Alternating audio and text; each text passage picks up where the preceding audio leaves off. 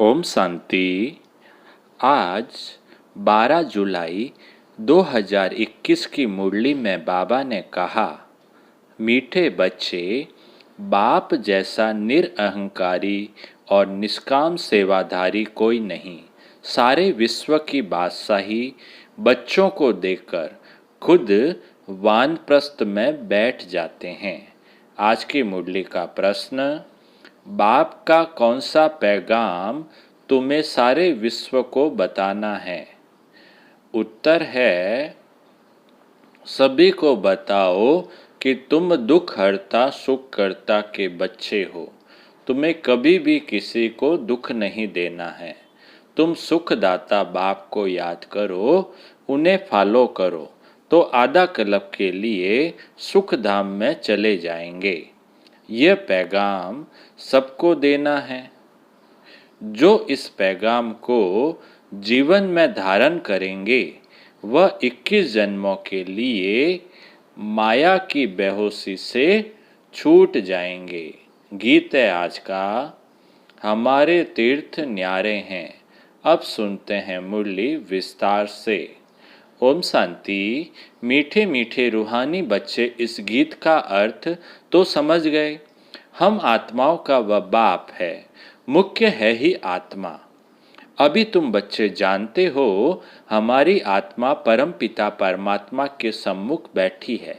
तुम्हारी sol supreme sol के सामने बैठी है। तुमको तो अपना शरीर है, इनको लोन लिया हुआ शरीर है। गुरु लोग मनुष्यों को यात्रा पर ले जाते हैं। भक्ति मार्ग के ढेर गुरु है। भारत में तो स्त्री अपने पति को भी गुरु ईश्वर समझती है। बाप बच्चों को समझाते हैं, तुम बच्चे हो ना, समझते हो हम बेहद के बाप के बच्चे हैं। बेहद का वर्षा फिर से लेने आए हैं। अभी हमें सदगति को पाना है। यह तो निश्चय है ना। सारी दुनिया दुर्गति में है, पतित है। पावन होने के लिए बुलाते हैं। तो भारत में कितने ढेर के ढेर गुरु है।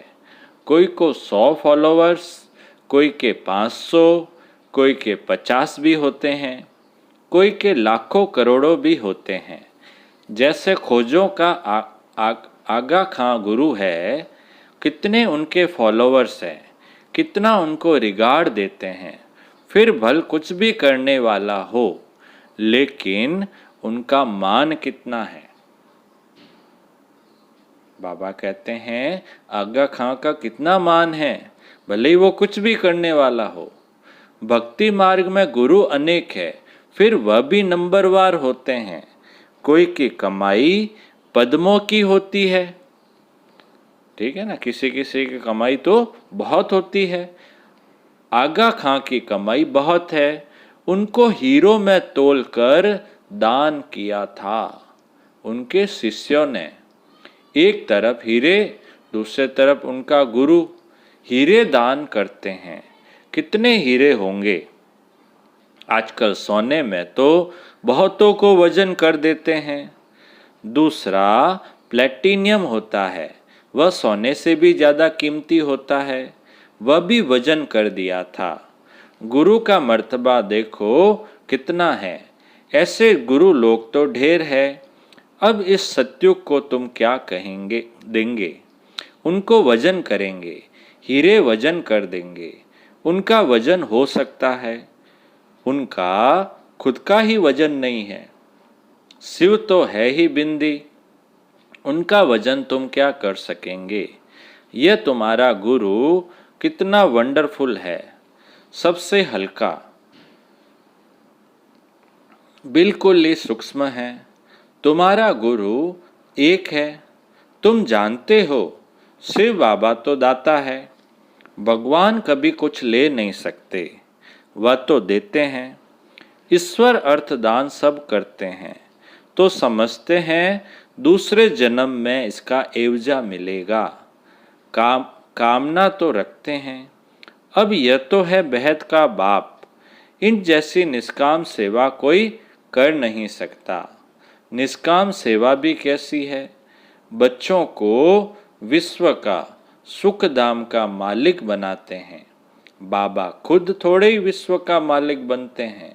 उनको कहा जाता है सुख का सागर, शांति का सागर, पवित्रता का सागर। बच्चों को हर एक बात अच्छी रीति समझाई जाती है। एक ही बाप से तुमको जीवन मुक्ति मिल जाती है। बाबा से स्वर्ग का वर्षा मिलता है। निश्चय किया, बस बाबा और वर्षे को याद करना है। इनको कहते हैं ज्ञान का सागर। सारा सागर मस अर्थात स्याही बनाओ, सारा जंगल कलम बनाओ, तो भी एंड नहीं हो सकती। तुम शुरू से लेकर लिखते आए, तुम शुरू से लेकर लिखते जाओ तो तुम्हारी ढेर पुस्तकें हो जाए। यह नॉलेज तो बहुत वैल्यूबल है। बाबा कहते हैं यह नॉलेज तो बहुत वैल्यूबल है जो धारण करने की है। जानते हो यह कोई परंपरा तो चलती नहीं, अभी तुमको तंत्र मिलता है। बाप आकर बच्चों को अपना परिचय देते हैं, वही काफ़ी है। बाप का परिचय देने से, रचता को जानने से रचना का भी ज्ञान आ जाता है। बुद्धि कहती है जो सतयुग में आते होंगे उनके पुनर्जन्म जास्ती होंगे। चक्र में जो पहले आए होंगे वही आएंगे। इस चक्र को भी अच्छी रीति समझना है। गीत में भी सुना हमारे तीर्थ न्यारे हैं। वह तो जन्म जन्मांतर तीर्थ यात्राएं आदि करते आए हैं। यह सिर्फ तुम्हारी एक जन्म की यात्रा है। इस रूहानी यात्रा में जरा भी कोई तकलीफ नहीं। ज्ञान देने वाला एक ही सतगुरु है। सदगति तो किसी की भी होती नहीं। वह है सुप्रीम ज्ञान का सागर। सर्व की सदगति हो जाती है। बाकी क्या चाहिए? तत्व भी सत्व प्रदान हो जाते हैं। यहाँ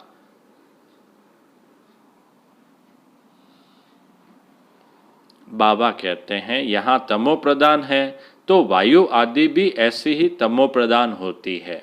कितने अर्थक्वेक आदि होते हैं। सत्युग में तो कोई भी दुख देने वाली चीज नहीं होगी। बाप है ही दुख हरता सुख करता। तुम उनके बच्चे हो, किसको भी दुख नहीं देना है। सबको ये रास्ता बताना है सुख का वर्षा पाने का। अब बाप कहते हैं तुमको सुख ही देना है। बाबा तुमको आधा कल्प के लिए ऐसा सुख देते हैं जो वहाँ दुख का नाम नहीं रहता। तुम जानते हो बाप से 21 जन्मों का वर्षा पाने हम यहाँ आए हैं।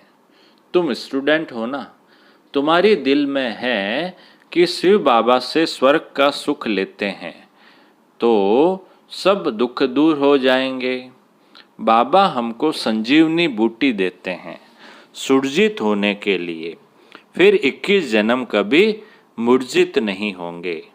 वह संजीवनी बूटी है मन मना भव। सर्व का सद्गति दाता एक ही बाप है। उनको निराकार निरअहंकारी कहा जाता है। जिस तन में आते हैं वह भी साधारण है।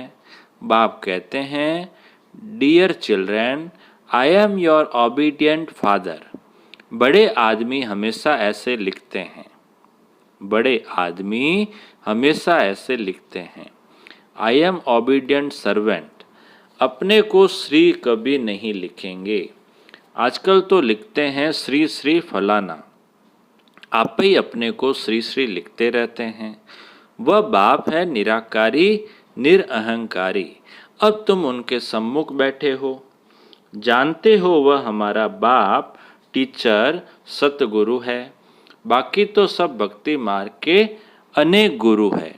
गुरुओं के भी गुरु होते हैं। इनका कोई गुरु नहीं। इनका कोई गुरु नहीं। बाबा कहते हैं गुरुओं के भी गुरु होते हैं, इनका कोई गुरु नहीं। यह सत बाबा, सत की टीचर, सतगुरु है। तुम जानते हो आत्मा ही संस्कार धारण कर रही है। बाबा भी आत्मा है ना, उनमें भी गुण है। तुम्हारे गुण अलग अलग हो जाते हैं। इस समय जो गुण तुम्हारे में हैं वही बाप के हैं। फिर सत्युग में तुम्हारे देवी गुण हो जाएंगे। बाप ज्ञान का सागर, प्यार का सागर है। कृष्ण की महिमा अलग है। शिव बाबा को 16 कला संपूर्ण नहीं कह सकते, वह तो स्थिर है ही। बाप कहते हैं यह टाइटल तुम मुझे नहीं दे सकते हो। मैं थोड़े ही विकारी बनता हूँ जो फिर सर्वगुण संपन्न बनूं। मेरी महिमा इन जैसी थोड़े ही करेंगे। इस नॉलेज को जिन्होंने कल्प पहले सुना है वही आएंगे, आकर बाप से सुनेंगे और बाप को याद करेंगे। पिछाड़ी को हाय हाय कर रोते हैं, फिर जय जयकार हो जाती है। अभी तुमने यात्रा का भी राज समझा है। इस यात्रा से फिर तुम कभी मृत्यु लोक में लौटते नहीं हो। उन यात्राओं से फिर घर लौट आते हैं। कितने मनुष्य स्नान करने जाते हैं। भक्ति का विस्तार देखो कितना है। जैसे झाड़ कितना बड़ा अथाह होता है, बीज तो बिल्कुल छोटा है, वैसे भक्ति का भी विस्तार कितना है। ज्ञान का एक टुपका भी सद्गति कर देता है। भक्ति में उतरते उतरते आधा कल्प लग जाता है। यहाँ तुमको सीढ़ी चढ़ने में 1 सेकंड लगता है। लिफ्ट कितनी अच्छी है, नीचे से एकदम ऊपर अपने घर ले जाती है। इसको कहा जाता है चढ़ती कला सर्व का भला। सर्व का सद्गति दाता एक बाप ही है। अब ज्ञान भक्ति का फर्क देखा। ज्ञान भक्ति वैराग्य है ना।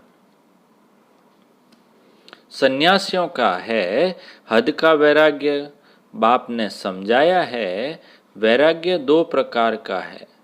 एक, बाबा ने क्या बताया है? बाप ने समझाया है वैराग्य 2 प्रकार का है। बाबा ने कितने बताए हैं वैराग्य? कितने बताए हैं? 2 प्रकार के वैराग्य बताए हैं। कौन कौन से? अभी बताते हैं। तो बाबा ने समझाया है वैराग्य 2 प्रकार का है। एक है हद का वैराग्य, जिससे कोई सद्गति नहीं होती। दूसरा है बेहद का वैराग्य, जिससे तुम्हारी सद्गति हो जाती है। अभी सद्गति के लिए तुम बच्चों को श्रीमत मिलती है श्रेष्ठ श्रेष्ठ बनने की। जब श्रेष्ठ दुनिया का स्थापना हो रही है श्रीमत पर, यह भ्रष्ट दुनिया रावण की मत पर बनी है। हम श्रेष्ठ बन रहे हैं, ये बातें तुम ही जानो। दुनिया बिल्कुल नहीं जानती है। तुम्हारे लिए तो कहते हैं यह ब्रह्मा कुमारियां विनाश कराने वाली है। सचमुच विनाश तो होना ही है, इसमें ही तो कल्याण होना है। कल्याणकारी बाप आते हैं तो महाभारी लड़ाई लगती है। कहेंगे हमने कहा था ना कि ब्रह्मा कुमारियां विनाश करेगी। बरोबर विनाश तो होना ही है। पुरानी दुनिया विनाश होगी, हम नई दुनिया स्थापन करते हैं। पुरानी के बाद नई जरूर है ही। कल्प कल्प विनाश होता है, तब ही भारत में स्वर्ग के द्वार खुलते हैं।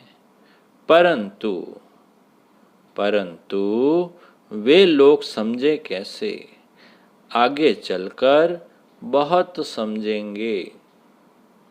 बाप जब आते हैं तो पुरानी दुनिया सारी स्वाह हो जाती है। तुम्हारा यह यज्ञ तो वंडरफुल है, जिसमें आहुति पड़नी है। यह भी तुम जानो और न जाने कोई। विजय तो पांडवों की होनी है और सब खत्म हो जाएंगे। बाकी तुम पांडव रहते हो फिर नई दुनिया में राज्य करते हो। यह नॉलेज बड़ी वंडरफुल है। सबका दुख हरता, सुख करता, सदगति देने वाला एक ही बाप है। कितना मीठा, कितना प्यारा बाप है। कहते आए हो मीठे बाबा, आप जब आएंगे तो आप पर हम वारी जाएंगे। मेरा तो आप, दूसरा न कोई। इसका मतलब यह नहीं कि घर बार छोड़ यहाँ आकर बैठेंगे। नहीं, गृहस्थ व्यवहार में भल रहो। 7 रोज का कोर्स ले, फिर कहाँ भी जाओ, मन मना भव। बाप को याद करना है और वर्षा पाना है। बस याद की यात्रा में रहना है। इससे ही बेड़ा पार है। यह भी तुम जानते हो, पवित्र रहना है। छीछी खाना आदि नहीं खाना है। मुरली तो मिलती ही है, कोई समय मुरली नहीं भी मिलेगी, आपते आएगी, हंगामा आदि हो जाएगा तो मुरली मिल नहीं सकेगी। तुम इन आंखों से जो कुछ देखते हो वह नहीं रहेगा, सब भस्म हो जाएगा। प्रलय तो होती नहीं, दुनिया तो एक ही है, नई सो पुरानी होती है। चेंज होता है ना, दुनिया चेंज होती है, नई जो है वो पुरानी होती है और फिर पुरानी से वापस नई दुनिया आएगी। न्यू वर्ल्ड ओल्ड वर्ल्ड कहा जाता है। अब तो कहेंगे यह ओल्ड वर्ल्ड है, बाकी थोड़ा समय है। वह कहते हैं कल्प की आयु लाखों वर्ष है। कलयुग के लिए कहते 40,000 वर्ष पड़े हैं। वास्तव में 5,000 वर्ष का चक्र है। तुम्हारी बुद्धि में सारी नॉलेज है। मनुष्य तो बिल्कुल पत्थर बुद्धि है। एक्टर्स होकर ड्रामा के क्रिएटर डायरेक्टर को न जाने तो उनको क्या कहेंगे। वर्ल्ड की हिस्ट्री ज्योग्राफी कैसे रिपीट होती है यह तो जानना चाहिए ना। जो अच्छी रीति जानते हैं, बुद्धि में धारण कर औरों को धारण कराते हैं, वह ऊंचते ऊंच पद पाते हैं। बाप कहते हैं जो नॉलेज मेरे में थी वह अब तुमको दे रहा हूँ। ड्रामा प्लान अनुसार मैं रिपीट करता हूँ। मेरा भी ड्रामा में पार्ट है। मेरा भी ड्रामा में पार्ट है। भक्ति मार्ग में भी पार्ट बजाया। अब तुमको आकर अपना और रचना के आदि मध्य अंत का परिचय देता हूँ। मैं भी ड्रामा के बंधन में हूँ। मैं आता ही एक बार हूँ, अपना परिचय देने और रचना के आदि मध्य अंत का नॉलेज सुनाने। अच्छा अच्छा बाप दादा बोले, मीठे मीठे सिकी लदे बच्चों प्रति मात पिता बाप दादा का याद प्यार और गुड मॉर्निंग। रूहानी बाप की रूहानी बच्चों को नमस्ते। हम रूहानी बच्चों की रूहानी बाप दादा को याद प्यार, गुड मॉर्निंग और नमस्ते नमस्ते नमस्ते। सदा रहेंगे हंसते हंसते, बन जाएंगे फरिश्ते। वह बाबा वह मेरा भाग्य। धारणा के लिए मुख्य सार में पहला पॉइंट, बाप समान ओबीडियंट बनना है। कभी भी किसी बात में अपना अहंकार नहीं दिखाना है। निराकारी और निरअहंकारी होकर रहना है। दूसरा पॉइंट है धारणा का, बाप टीचर और सतगुरु के कंट्रास्ट को समझ निश्चय बुद्धि बन श्रीमत पर चलना है। रूहानी यात्रा पर रहना है। अब मीठे बाबा का मीठा वरदान, व्यक्त में रहते अव्यक्त फरिश्ते रूप का साक्षात्कार कराने वाले सफ़ेद वस्त्रधारी और सफ़ेद लाइटधारी भव। व्यक्त में रहते अव्यक्त फरिश्ते रूप का साक्षात्कार कराने वाले सफ़ेद वस्त्रधारी और सफ़ेद लाइटधारी भव। विस्तार, जैसे अभी चारों ओर यह आवाज़ फैल रहा है कि यह सफ़ेद वस्त्रधारी कौन है और कहाँ से आए हैं, ऐसे अब चारों ओर फरिश्ते रूप का साक्षात्कार कराओ। इसको कहा जाता है डबल सेवा का रूप। जैसे बादल चारों ओर छा जाते हैं, ऐसे चारों ओर फरिश्ते रूप से प्रकट हो जाओ। जहाँ भी देखें तो फरिश्ते ही नजर आए। लेकिन यह तब होगा जब शरीर से डिटैच होकर अंतवाहक शरीर से चक्र लगाने के अभ्यासी होंगे। मनसा पावरफुल होगी। स्लोगन है आज का, सर्व गुणों व शक्तियों के अधिकारी बनने के लिए आज्ञाकारी बनो। सर्व गुणों व सर्व शक्तियों के अधिकारी बनने के लिए आज्ञाकारी बनो। अच्छा, ओम शांति।